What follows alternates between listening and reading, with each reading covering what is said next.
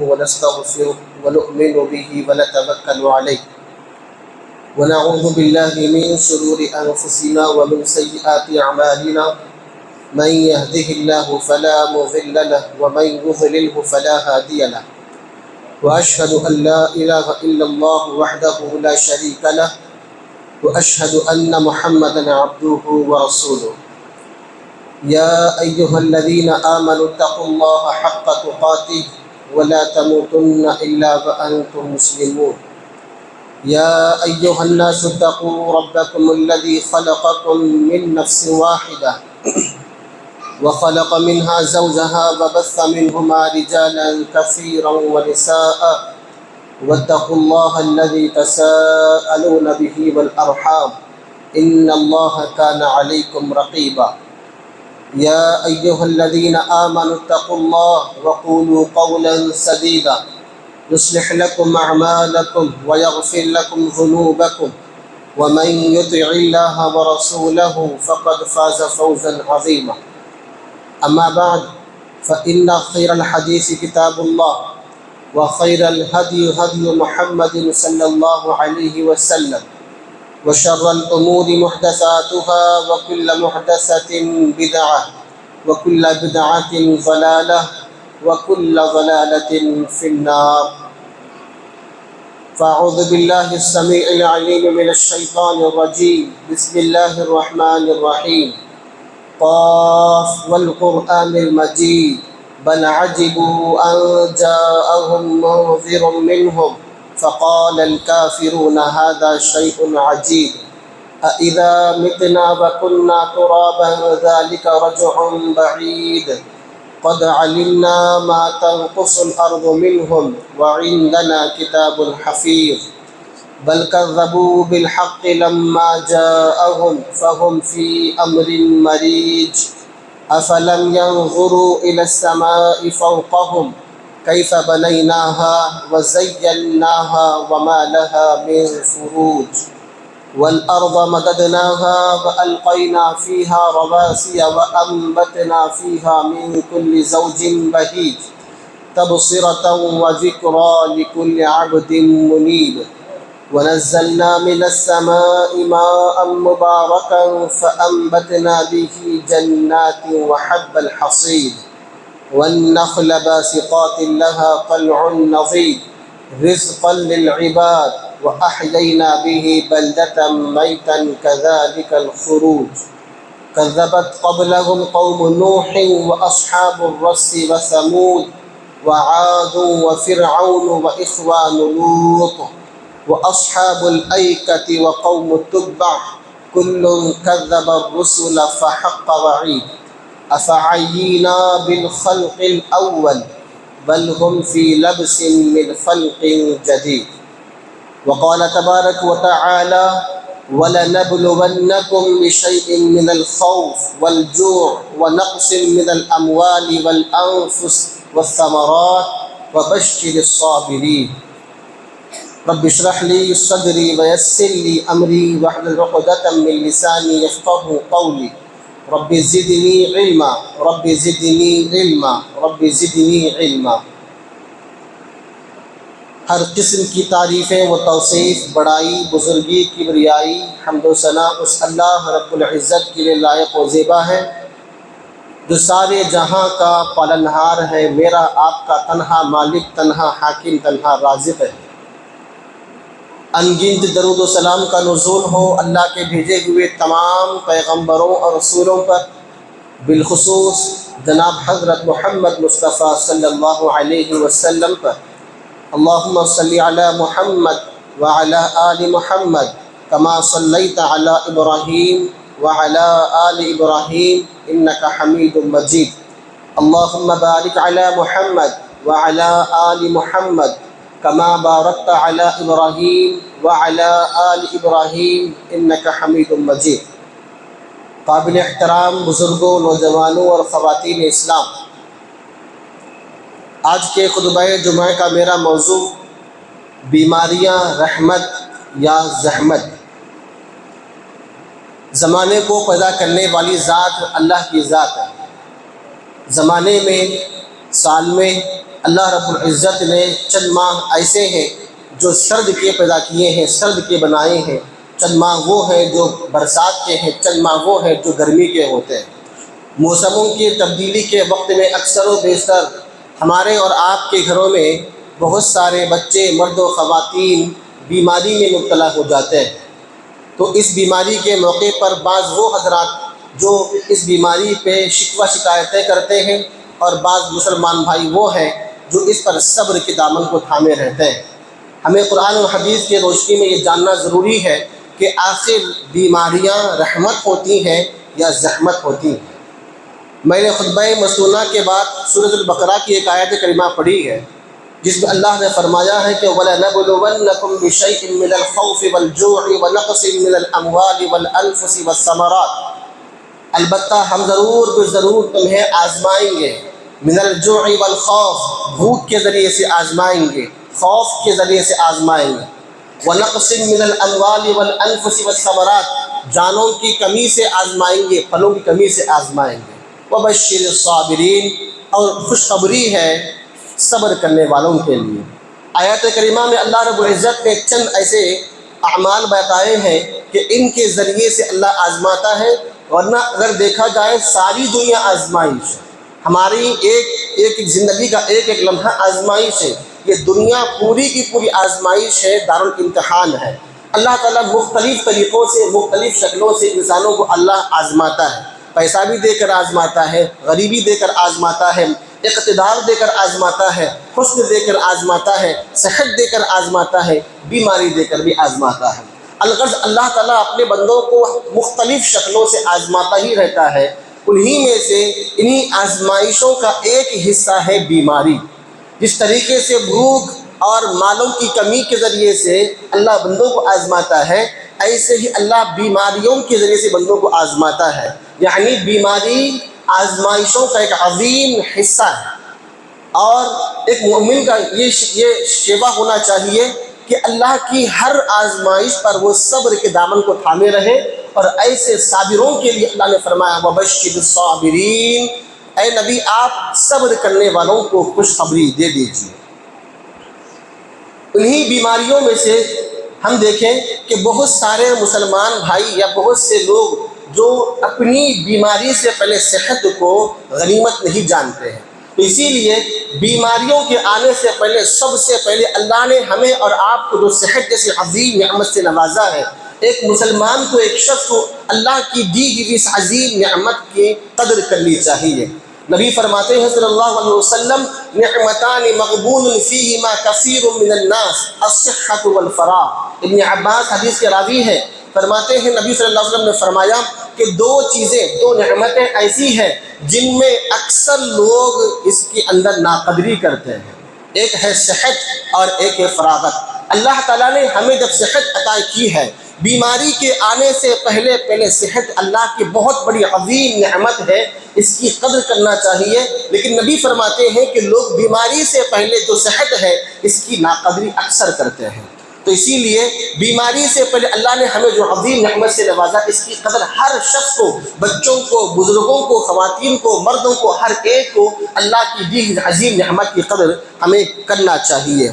اللہ تعالیٰ بندوں کو ہر طریقے سے آزماتا ہے، بیماری آزمائش ہے، اور بیماریوں کے موقع پر دیکھیں ایک مومن کا شیوا یہ ہونا چاہیے جس طریقے سے اللہ کے نبی صلی اللہ علیہ وسلم کے بارے میں آتا ہے کہ نبی صلی اللہ علیہ وسلم کو مرض الموت کے اندر جو بیماری آپ کو جو شدید بخار لاحق ہوا تھا، صحابہ فرماتے ہیں کہ 2 آدمیوں کے برابر آپ کو شدید بخار لاحق ہو گیا تھا۔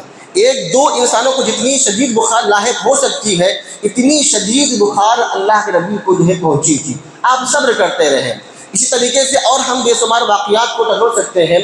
ابو ایوب انصاری رضی اللہ عنہ کے بارے میں آپ نے سنا ہوگا، ایوب علیہ السلام کے بارے میں، کہ ایوب کو اللہ تعالیٰ نے نبی ہونے کے باوجود بھی بیماری میں مبتلا کیا۔ ایک لمبا عرصہ ایوب علیہ السلام صبر کے دامن کو تھامے رہے۔ وہ اور کہا وَإِذْ نَادَى رَبُّكَ أَنِّي مَسَّنِيَ الضُّرُّ وَأَيُّوبَ إِذْ نَادَى رَبُّكَ أَنِّي مَسَّنِيَ الضُّرُّ وَأَنْتَ أَرْحَمُ الرَّاحِمِينَ۔ اس وقت کو یاد کرو جب ایوب نے اپنے رب سے کہا تھا کہ اے میرے پروردگار مجھے تکلیف پہنچی ہے اور تو رحم کرنے والوں میں سے مجھ پر رحم فرما۔ تو ایسے بے شمار واقعات ملتے ہیں کہ ایوب ایک لمبے عرصے تک اللہ نے ان کو بیماری میں مبتلا کیا تھا، یہ آزمائش کا حصہ ہے۔ اسی طریقے سے حضرت سعد بن ابی وقاص رضی اللہ عنہ کے بارے میں آتا ہے کہ جب اللہ کے رسول آپ کے پاس آئے بیمار پرسی کے لیے، جس وقت میں سعد بڑی شدید بیماری میں مبتلا تھے اور ان کو اس بیماری میں ایسا محسوس ہونے لگا کہ ابھی میری جان نکلنے والی ہے، میرے آخری لمحات چلنے والے ہیں، تو اس موقع پر انہوں نے فرمایا کہ یا رسول اللہ صلی اللہ علیہ وسلم، آپ دیکھ رہے ہیں کہ میں کس قدر تکلیف میں مبتلا ہوا ہوں اور میری کوئی اولاد نہیں ہے سوائے ایک بیٹی کے، تو کیا میں اپنے سارے مال کو میں وارث کو عطا کر دوں یا صدقہ کر دوں؟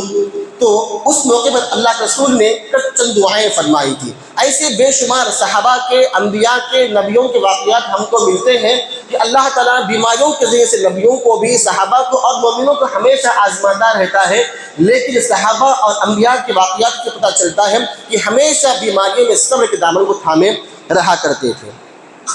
ایک بیماری کے موقع پر ہمیں کیا کرنا چاہیے؟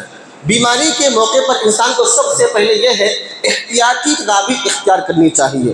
سب سے پہلے یہ ہے کہ بیماریوں سے پہلے انسان کو احتیاطی تدابیر میں یہ ہے کہ پاکی صفائی کا خیال رکھنا چاہیے، اپنے گھروں کو، آس پاس کے معاشرے کو یا اپنے سڑکوں کو، اپنے لباس کو، اپنے جسم کو، ہر موقع پر ایک مسلمان کو، ایک انسان کو ہمیشہ پاکی صفائی کا اہتمام ہمیشہ کرنا چاہیے، اس لیے کہ پاکی صفائی آدھا ایمان کہا گیا ہے۔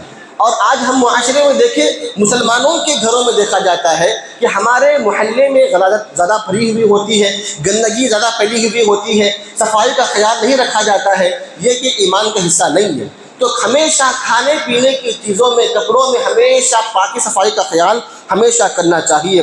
اور آپ نے فرمایا ہے کہ جہاں بیماریاں ہوں، جس جگہ پہ بیماری ہو اس جگہ پہ جانے سے پرہیز کرے، اور جس بیماری کی جگہ میں آپ وہاں پر موجود ہو وہاں سے نکلنے سے یہ پرہیز کریں۔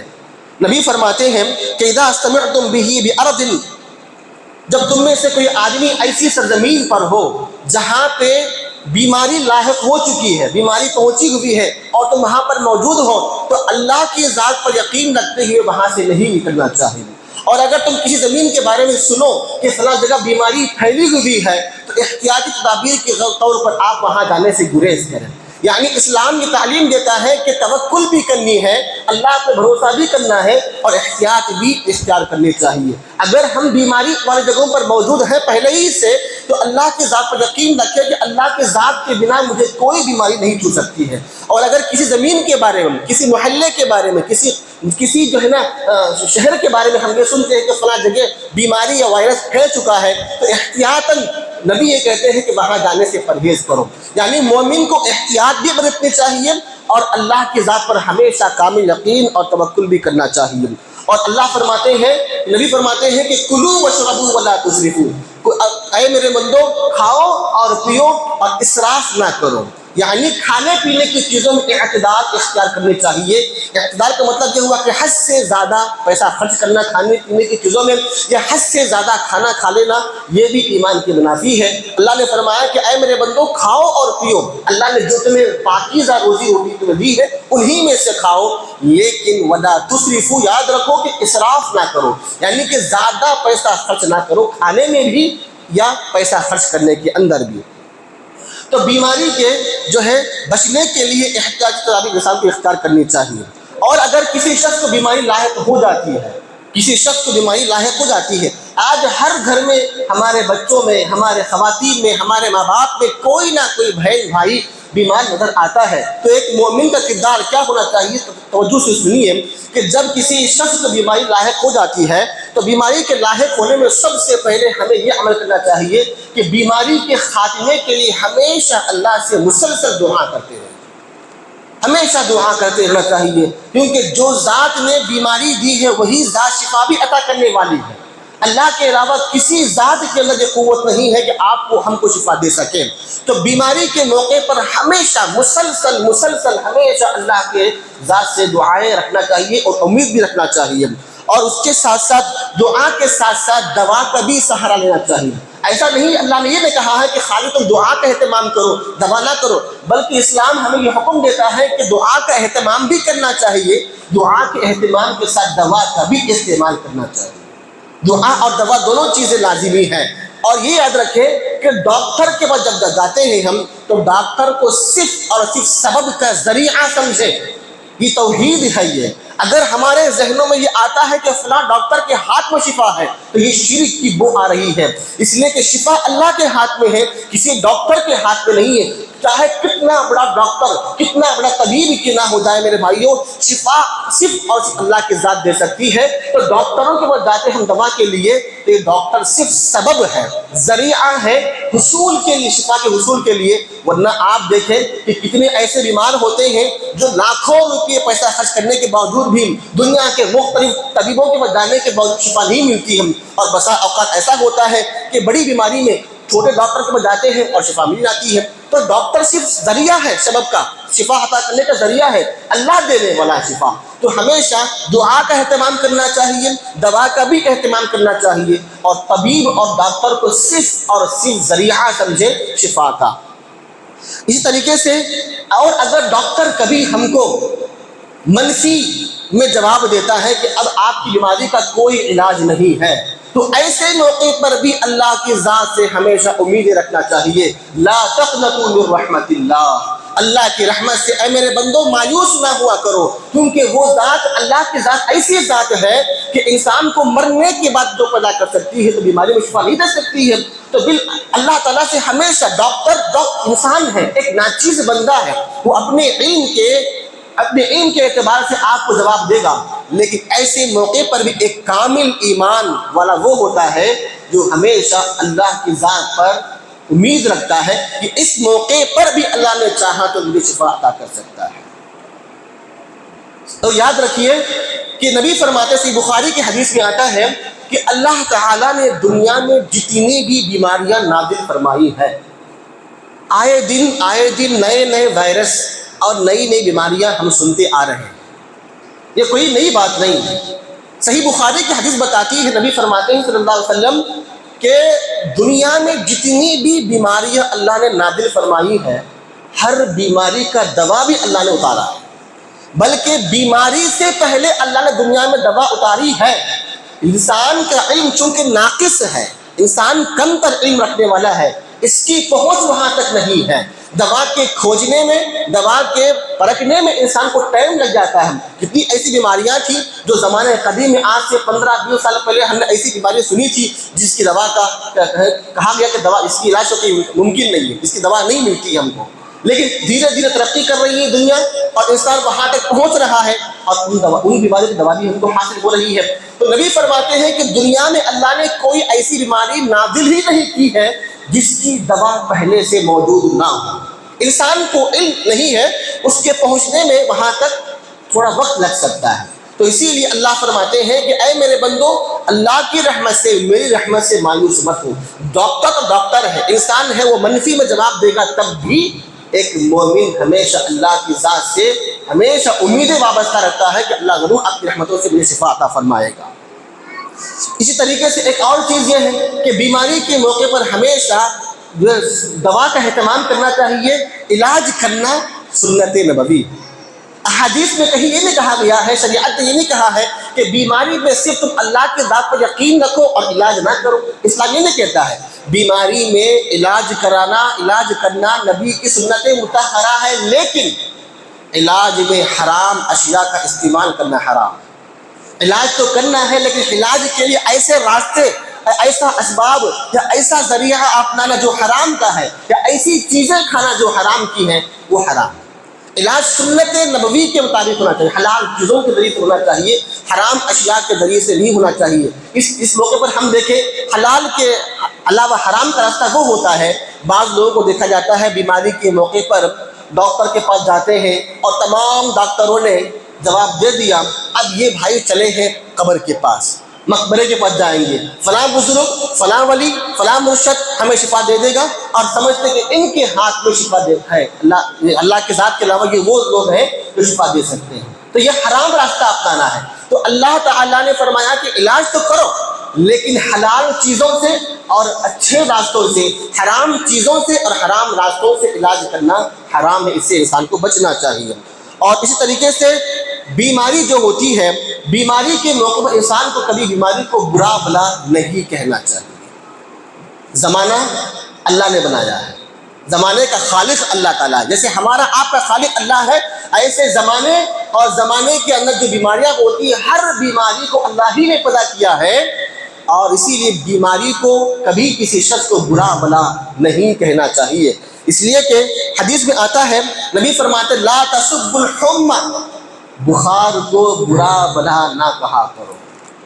بخار عام طور پر ہمارے گھروں میں بچوں کو، بزرگوں کو موسم کی تبدیلی پر اکثر بیماری لاحق ہوتی بخار، چاہے بخار بڑی ہو چاہے چھوٹی ہو۔ آپ نے کہا لا تسب الحمى، بخار کو برا بلا نہ کہا کرو۔ آگے آپ نے فرمایا ابن آدم، یعنی آدم کے بیٹوں میں سے جس کسی کو بھی بیماری بخار لاحق ہوتی ہے، مگر اللہ تعالیٰ بخار کے بدلے اس کے گناہوں کو ایسے جھاڑ دیتا ہے، ایسے ختم کر دیتا ہے، جیسے بھٹی لوہے کی میل کچیل کو دور کر دیتی ہے۔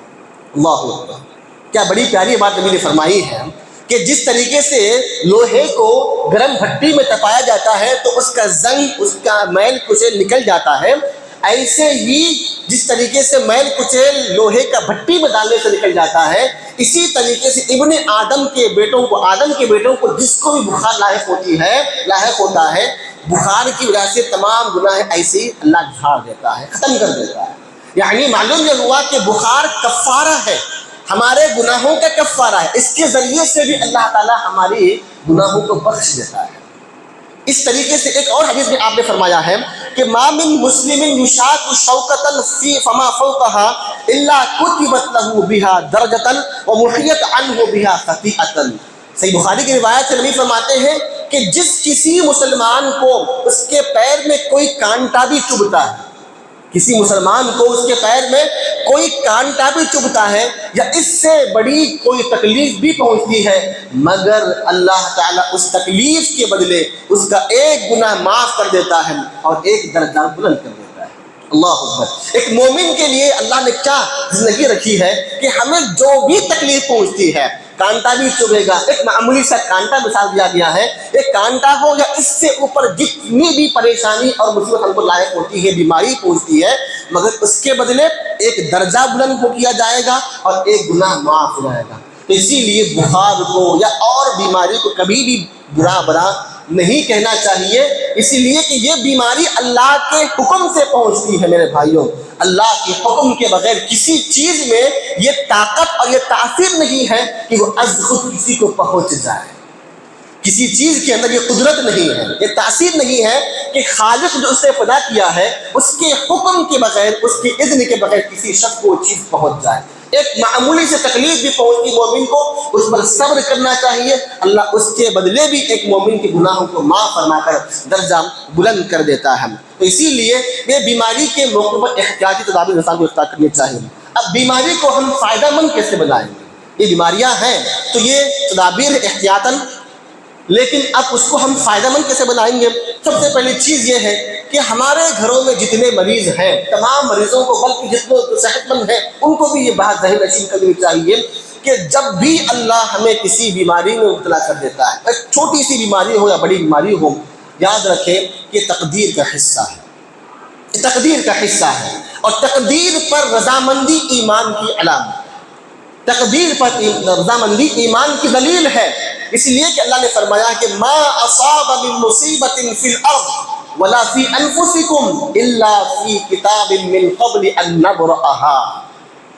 جو بھی مصیبت دنیا میں اور انسانوں کو پہنچتی ہے، جو بھی مصیبت دنیا میں پہنچتی ہے یا اے انسان تم کو پہنچتی ہے، مگر ہم نے اس کو پہلے ہی سے ہی لکھ رکھا ہے، یعنی اللہ جو لکھ چکا ہے وہ پہنچ کر رہنے والی ہے۔ تو بیماری اگر ہم کو پہنچ رہی ہے تو تقدیر کا حصہ ہے، اس پر رضامند ہونا چاہیے۔ تقدیر کے خلاف شکوے شکایتیں کرنا، مجھے ہی بیماری پہنچتی کیا، ہمیشہ اللہ مجھے تکلیف دیتا رہتا ہے، اس طرح کے شکوے شکایتیں کرنا، خالق کو برا بلا کہنا یا زمانے کو برا بلا کہنا یا بیماری کو برا بلا کہنا، یہ ایمان کے منافی ہے۔ تقدیر پر انسان کو راضی ہونا چاہیے۔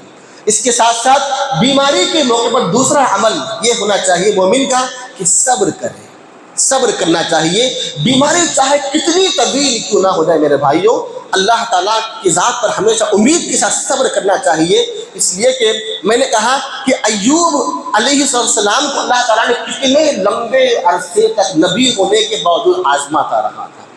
ان کے بچے چھین لیے گئے، پیسہ چھین لیا گیا، صحت چھین لی گئی تھی، اور ایسی بیماری ایوب جو نبی تھے وقت کے، اللہ نے ایسی بیماری میں مبتلا کر دیا تھا کہ جس قوم کے لیے نبی بنا کر بھیجے گئے تھے وہ قوم نے ایوب کو کوڑا دان کی جگہ پہ بٹھا دیا تھا. جہاں کچرا معاشرے کا قوم کا پھینکا جاتا ہے وہاں پر بیٹھا کرتے تھے. صرف اور صرف ان کی بیوی ہمیشہ ساتھ دیتی رہی تھی. لمبے عرصے تک نبی ہے، نبی ہونے کے باوجود سارے لوگوں نے بیکاٹ کر دیا تھا، اور جہاں کچرا پھینکا جا رہا وہاں پر بیٹھا کرتے تھے. بیوی ساتھ دے رہی، کوئی ساتھ دے نہیں. مال نہیں ہے، مال چلا گیا، صحت ہے، صحت چلی گئی، حسن تھا، بے حد خوبصورت ہے ایوب علیہ السلام، حسن چلا گیا، سب کچھ چلا گیا. لیکن اللہ کی اس آزمائش پر مایوس نہیں ہوئے. کئی سال تک یہ عرصہ چلتا رہا، صبر کرتے رہے، صبر کرتے، دعائیں کرتے رہے، دعائیں کرتے، یہاں تک کہ جب انہوں نے دعا فرمائی انی مسنی الضر وانت ارحم الراحمین، اے میرے پروردگار تو دیکھ رہا ہے یہ تکلیف مجھے پہنچی ہے اور میں جانتا ہوں تو ہی رحم کرنے والا ہے، مجھ پر رحم فرما. اللہ نے آپ کی دعا قبول فرما لی، پہلے سے زیادہ صحت عطا فرمائی، پہلے سے زیادہ مال عطا فرمایا. اللہ تعالیٰ نے آپ کو وہ تمام چیزیں جو آپ سے چھین لی گئی تمام چیزیں اللہ نے آپ کو عطا فرمائی. تو یہ ایمان کا ہی کردار ہوتا ہے کہ ہمیشہ اللہ کی آزمائشوں پر، چاہے مال کی کمی ہو، پیسوں کی کمی ہو، یا کسی جان کی کمی ہو، بیماری ہو، ہمیشہ صبر کرنا چاہیے. اللہ نے فرمایا وَبَشِّرِ الصَّابِرِينَ، اے محمد صلی اللہ علیہ وسلم صبر کرنے والوں کو خوشخبری دے دیجیے. کس کی؟ جنت کی خوشخبری دے دیجیے. لہذا بیماری کے موقع پر انسان کو تقدیر پر راضی ہونا ہے اور ساتھ ہی ساتھ صبر کا بھی دامن ہمیشہ پکڑے رہنا چاہیے. اس طریقے سے بیماری کے موقع پر ایک اور چیز ہے، جہاں ایک انسان بیماری میں لاکھوں روپے خرچ کر دیتا ہے وہاں پہ ایک اور چیز بھول بیٹھتا ہے، وہ ہے صدقات و خیرات. صدقات و خیرات، اللہ نے ہمیں اور آپ کو پیسہ دیا ہے تو ان پیسوں کو صحت بخش زندگی میں بھی اور خصوصاً بیماری کے موقع پر انسان کو کثرت سے صدقات خیرات کرنا چاہیے. اس لیے کہ صدقات و خیرات کرنے سے آنے والی بلائیں ٹل جاتی ہیں، مصیبتیں آگے اللہ نے کیا تکلیفیں ہمیں رکھا ہے، کون سی بیماری ہم کو لاحق ہونے والی ہے، کون سی آفت ہم کو پہنچنے والی ہے، ہم کو نہیں معلوم. مجھ پر، میرے بچوں پر، میرے گھر پر کون سی آفت آنے والی مجھے نہیں معلوم ہے. صدقات و خیرات کریں گے تو اللہ صدقات و خیرات کے ذریعے سے آنے والی بلاؤں کو، مصیبتوں کو ٹال دے گا. اور اگر بیماری میں مبتلا ہے تو جہاں پیسہ ہم خرچ کرتے ہیں ڈاکٹروں کے لیے وہیں پر صدقات و خیرات کیجیے. یہ بھی اللہ تعالیٰ کی خوشنودی کا ذریعہ ہے اور یہ بھی شفا کا ذریعہ ہے. تو لہٰذا پیسہ اللہ کے راہ میں خرچ کرنا چاہیے بیماری کے موقع پر. تو یہ اللہ تعالیٰ نے فرمایا ہے کہ یہ بیماریاں اللہ کی طرف سے آزمائشیں ہوتی ہیں. تو یہ بیماریاں ایک مومن کے لیے رحمت کب بنیں گی؟ جب وہ تقدیر پر راضی ہو کر صبر کرے گا، شکوے شکایتیں نہیں کرے گا. ایسے موقع پر یہ مومن کے لیے مصیبت، یہ بیماریاں رحمت بنیں گی. اور اگر بالفرض انسان اس مصیبت کے موقع پر تقدیر پر راضی نہیں ہوتا ہے، اللہ کو برا بلا کہتا ہے، زمانے کو برا بلا کہتا ہے، بخار کو یا بیماری کو برا بلا کہتا ہے، صبر نہیں کرتا ہے اور پھر شکوے شکایتیں کرتا ہے، اللہ کی رحمت سے نا امید ہو جاتا ہے اور ڈاکٹر کو شفا کا ذریعہ نہیں بلکہ ڈاکٹر خود شافی ہے سمجھتا ہے، تو پھر یہ بیماریاں اور یہ عمل انسان کی زحمت بن جاتی ہے. تو اسی لیے ہمیشہ اللہ تعالیٰ کی آزمائشوں پر انسان کو صبر کرنا چاہیے. یہ دنیا پوری کی پوری آزمائش ہے میرے بھائیوں. اللہ تعالیٰ اس دنیا میں بندوں کو ہمیشہ آزماتا رہتا ہے. کبھی کسی کے جان لے کر آزمائے گا، کبھی کسی کی صحت لے کر آزمائے گا، کسی کے صحت چھین کر اللہ آزمائے گا. تو اسی لیے صحت اللہ نے آج ہم کو دی ہے. صحت سے پہلے، بیماری سے پہلے صحت کو غنیمت جانیے میرے بھائیوں. بیماری کیا ہے؟ ایک بہت بڑی آزمائش ہوتی ہے میرے بھائیوں. اس بیماری سے اللہ نے جو ہم کو صحت دی ہے اس کی قدر کرنا چاہیے اچھے چیزوں کے کھانے کے ذریعے سے. اور وہ لوگ جو حرام اشیاء کھا کر اپنے جان پر ظلم کرتے ہیں، تمباکو، سگریٹ، بیڑی، شراب یا حرام اشیاء، ان چیزوں کے استعمال کے ذریعے سے انسان اپنے آپ کو ہلاک کر رہا ہے میرے بھائیوں، اس کا بھی جواب دینا پڑے گا. اس کا بھی جواب دینا پڑے گا۔ اللہ نے جو آپ کو زندگی دی ہے، اس زندگی کا ایک ایک لمحہ اللہ پوچھے گا میں نے تجھے صحت دی تھی، تو نے اس کو کہاں پکڑا، کیسے اس کو باقی رکھا تھا۔ آج بہت سے لوگ اللہ نے صحت دی ہے، صحت دینے کے باوجود ہمیں معلوم ہے کہ اس حرام چیز کے ذریعے سے ہمیں نقصان پہنچے گا، اس سے کینسر ہوگا، فلاں ہوگا فلاں ہوگا، لیکن پھر بھی ہمیں اس کی قدر نہیں ہے۔ میرے بھائیوں، یہ صحت کی عظیم نعمت کی قدر کرنی ہے تو کبھی دواخانے چلے جائیے، بڑے بڑے دواخانے جا کے دیکھیے وہاں پہ کس طریقے سے ایک عجیب و غریب بیماریوں میں کئی طرح کے بچے، معصوم، نوجوان، بوڑھے مختلف بیماریوں میں پڑے ہوئے۔ میرے بھائیوں، جا کر جائزہ لیجیے، وہاں پر آپ کو پتہ چلے گا کہ وہ لوگ نہ کھا سکتے ہیں، نہ پی سکتے ہیں، نہ سانس صحیح سے لے پا رہے ہیں، نہ صحیح سے سو پا رہے ہیں، اور نہ ہی چین کی زندگی گزار رہے ہیں، تکلیف میں مبتلا ہو رہے ہیں۔ میرے بھائیوں، ان کی تکلیف کو، ان کی بیماری کو دیکھ کر آزمائش لیجیے، صبر کیجیے، اور جو ہے نا عبرت پکڑیے کہ بیماری کیا ہوتی ہے، بیماری کیا ہوتی ہے۔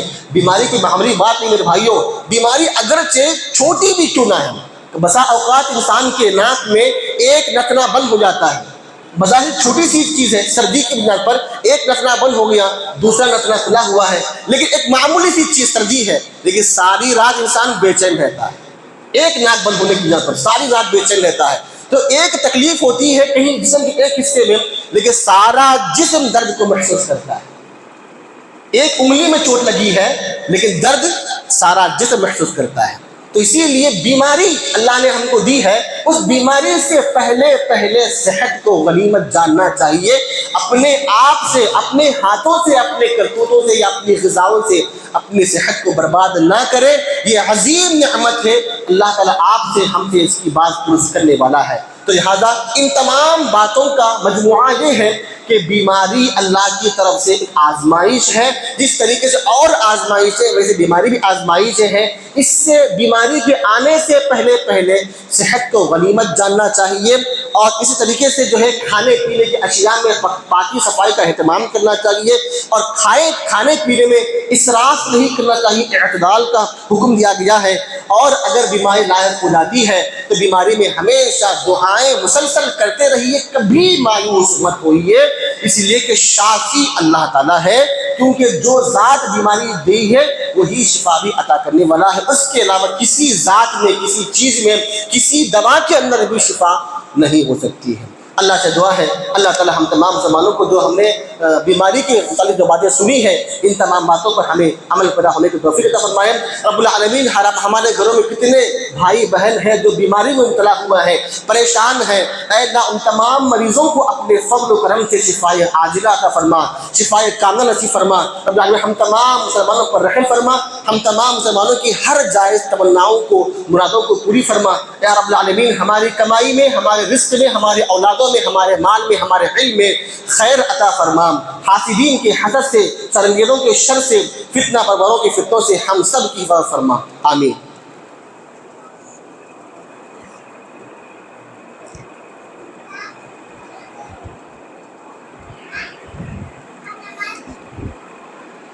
إن الحمد لله نحمده ونستعينه ونستغفره ونؤمن به ونتوكل عليه ونعوذ بالله من شرور أنفسنا ومن سيئات أعمالنا، من يهده الله فلا مضل له ومن يضلله فلا هادي له، وأشهد أن لا إله إلا الله وحده لا شريك له، وأشهد أن محمدا عبده ورسوله۔